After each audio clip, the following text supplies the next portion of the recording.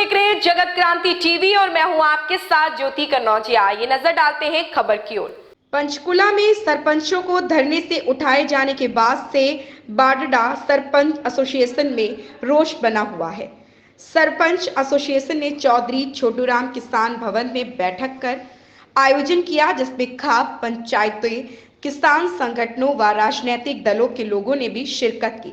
बैठक के बाद सरपंच एसोसिएशन प्रधान रामचंद्र उमरवास की अगुवाई में किसान भवन से बाडडा के मुख्य क्रांतिकारी चौक तक सीएम मनोहर लाल के पुतले के साथ रोष प्रदर्शन किया गया और चौक पर गठबंधन सरकार के खिलाफ नारेबाजी कर पुतला दहन किया।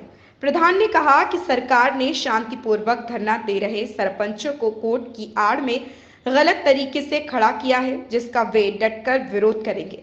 वहीं शिवराण खाप पदाधिकारी ने कहा कि सरपंचों के साथ जो बर्ताव किया जा रहा उसके विरोध में खाप पंचायतें सरपंचों के साथ हैं और वे गांवों में सरकार के प्रतिनिधियों को घुसने नहीं देंगे। बाडडा से शिव कुमार योगी की रिपोर्ट। हाँ जी, आज किस मामले को लेकर पुतला जलाया जी? 1 तारीख से हमारा पंचकुला में जो प्रोग्राम था सीएम आवास के घेराव का, तो हरियाणा पुलिस और चंडीगढ़ पुलिस ने पंचकुला में रोक लिया। चंडीगढ़ के बॉर्डर पे रोक लिया, बैरिकेडिंग को न तोड़ते हुए वहीं पे बैठ गए। फिर कल संघ के एक वकील द्वारा हाई कोर्ट की मदद ली गई और हाई कोर्ट ने हमें पक्ष भी मानने के बड़ा लायक ना समझ करके अपनी तरफ से एक तरफा फैसला दे दिया। पुलिस को आदेश दे दिया कि आप इनको उठाओ यहाँ से।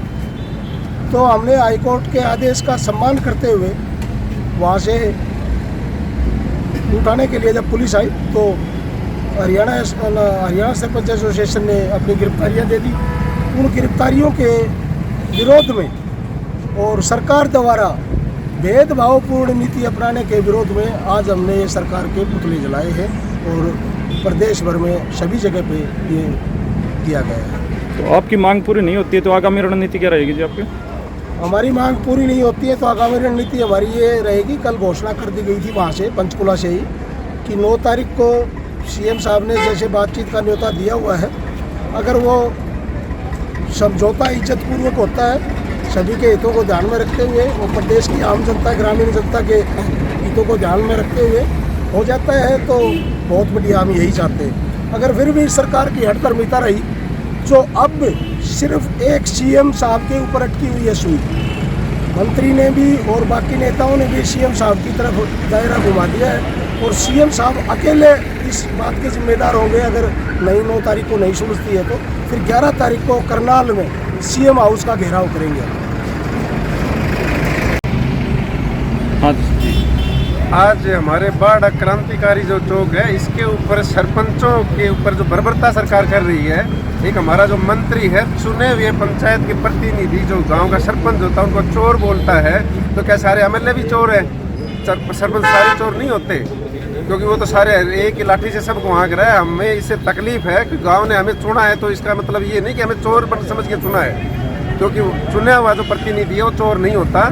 जिसके ऊपर चोरी सीधा उसको चोर बोले। सबको जो चोरी बोलने का उन्होंने जो गलत अपना बयान दिया, या तो वो वापिस ले, वो मीन्स की वो भुगतना पड़ेगा। गांव में उसको घुसने नहीं देंगे किसी भी गांव में। मैं सर्वजातीय सोरण खाप 84 का जनरल सेक्रेटरी होते हुए खाप की तरफ से पूरा सहयोग करता हूं, पूरा समर्थन करता हूं, क्योंकि सरपंचों के साथ जो ज्यादती हो रही है वह बर्दाश्त नहीं है। क्योंकि वो भी जैसे हमारे भाई ने बताया, गाँव के में नहीं सरकार है, गाँव का वो भी एक मुख्यमंत्री है, उसके मेंबर हैं, वो उसके एमएलए हैं और एक बिल्कुल सर्वसम्मति से वो काम करते हैं और गलत काम नहीं कर रहे। प्रजातंत्र में सिरों की गिनती है। कल वो किसी गांव में इनको घुसने नहीं देंगे।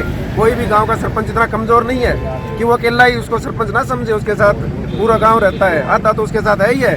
तो मैं इन्हीं के साथ कहूँगा, हमारा जो बाडा सरू से क्रांतिकारी जो हल्का रहा है और सरकार इस ओर ध्यान दे। अगर सरपंचों की ये हमारी मांगे नहीं मानी तो आगे ईंट से ईंट बजा देंगे। किसी भी तरह की हम कोई भी कमी नहीं छोड़ेंगे और गाँव में इनको घुसने नहीं देंगे। इस खबर में बस इतना ही। बने रहे जगत क्रांति टीवी के साथ।